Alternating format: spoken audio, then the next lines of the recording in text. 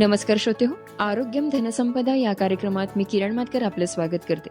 श्रोतेहो, आज आपल्यासोबत आहेत प्रसिद्ध मानसोपचार तज्ज्ञ डॉक्टर अमोल देशमुख सर. श्रोतेहो, आज आपण मानसिक आरोग्य म्हणजे काय या विषयावर डॉक्टर देशमुख यांच्यासोबत आज चर्चा करणार आहोत. डॉक्टर देशमुख सर, आज आपलं आमच्या कार्यक्रमामध्ये स्वागत आहे. नमस्कार मॅडम. नमस्कार श्रोते हो. डॉक्टर, मानसिक आरोग्य म्हणजे नेमकं काय? हा खूप महत्वाचा प्रश्न आहे. जसं शरीर निरोगी असणे महत्वाचं आहे, तसं मन निरोगी असणेही तितकंच महत्वाचं आहे. बरोबर. मानसिक आरोग्य म्हणजे फक्त मानसिक आजार नसणे नव्हे. बरेच वेळा आपण त्याचा संदर्भ त्याच्याशी लावतो, पण मानसिक आरोग्य म्हणजे आपण आपल्या भावना समजून घेणे, आपल्या ताणाचा योग्य सामना करणे किंवा त्याचं नियोजन करणं, योग्य निर्णय घेणं किंवा आपले नातेसंबंध व्यवस्थित टिकवणं आणि दैनंदिन जबाबदाऱ्या ज्या आपल्या असतात त्या प्रभावीपणे पार पडणे, ही योग्य मानसिक आरोग्याची किंवा संतुलित मानसिक आरोग्याची लक्षणं आहेत. डॉक्टर, मानसिक आरोग्य खरंच एवढं महत्वाचं का आहे? मानसिक आरोग्य आपल्यासाठी महत्वाचं आहेच. जागतिक आरोग्य संघटना जेव्हा आरोग्याविषयी त्यांची व्याख्या आपल्या समोर मांडते, तेव्हा आरोग्य म्हणजे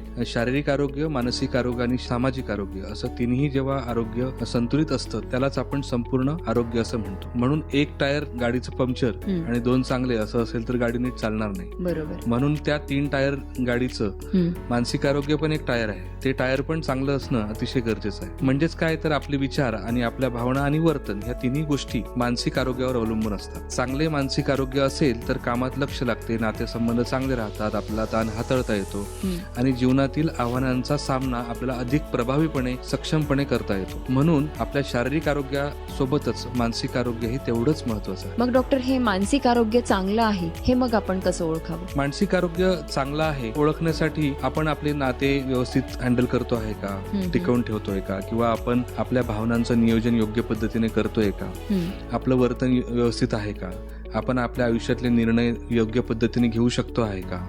बरोबर आहे. ह्या सगळ्यांना जर आपण एक संधपणे करू शकत असू तर आपण नक्कीच मानसिक आरोग्य आपलं व्यवस्थित आहे असं म्हणू शकतो. अच्छा, मग हे मानसिक आरोग्य चांगलं ठेवण्यासाठी आपण काय करू शकतो? मानसिक आरोग्य चांगलं ठेवण्यासाठी अनेक गोष्टी आपण करू शकतो की जे आपण दैनंदिन जीवनाचा आपला भागच असला पाहिजे. असं नाही की आपण आजारी पडलो तेव्हाच चालणं गरजेचं आहे. बरोबर. पण आपल्या हे दैनंदिनी असली पाहिजे. जसं की पुरेशी योग्य झोप घेणं खूप गरजेचं आहे. जसं की आजच्या धकाधकीच्या काळात किंवा आपण बघतो की सध्या लोक खूप उशिरा रात्री झोपतात, रात्रभर जागरण करत बसतात. म्हणून पुरेशी नियमित झोप जी निसर्गाच्या वेळेनुसार आहे ती आपण घेणं गरजेचं आहे. ती म्हणजे रात्रीची. नियमित व्यायाम करणं गरजेचं आहे. तो कुठलाही व्यायाम असेल जो तुम्हाला आवडत असेल, मग तो 10 मिनिटाचा असेल किंवा अर्धा तासाचा असेल. दरवेळेस त्याच्यासाठी काही व्यायामशाळेत जायची गरज नाही. तुम्ही तो घरीही करू शकतो. त्यासोबत संतुलित आहार करणं गरजेचं आहे. तुमचे कुटुंबीय, तुमचा मित्रपरिवार यांच्याशी संतुलित संवाद असणं गरजेचं आहे.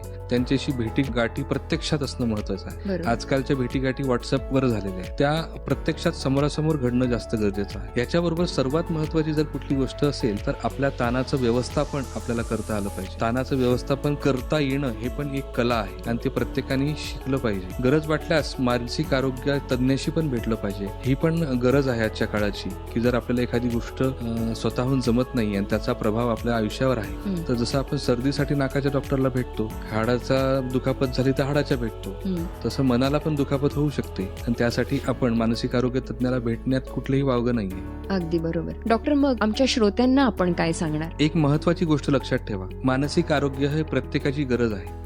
काही मोजक्या लोकांची समस्या नाही. जसे ताप आला तर आपण डॉक्टरकडे जातो, तसे मन अस्वस्थ असेल तर मदत घेणे ही कमकुवतपणाची नव्हे तर शहाणपणाची निशाणी आहे. निरोगी मन म्हणजे निरोगी जीवन, म्हणून त्याकडे लक्ष देणं गरजेचं आहे. श्रोतेहो, अतिशय उपयुक्त माहिती आज डॉक्टर अमोल देशमुख सरांनी आपल्याला दिली आहे. पुढच्या भागामध्ये आपण याच विषयावर म्हणजेच मानसिक आरोग्य आणि मानसिक आजार यात नेमका फरक कोणता आहे हे समजून घेणार आहोत. आपल्यासोबत असतील प्रसिद्ध मानसोपचार तज्ज्ञ डॉक्टर अमोल देशमुख सर. धन्यवाद डॉक्टर.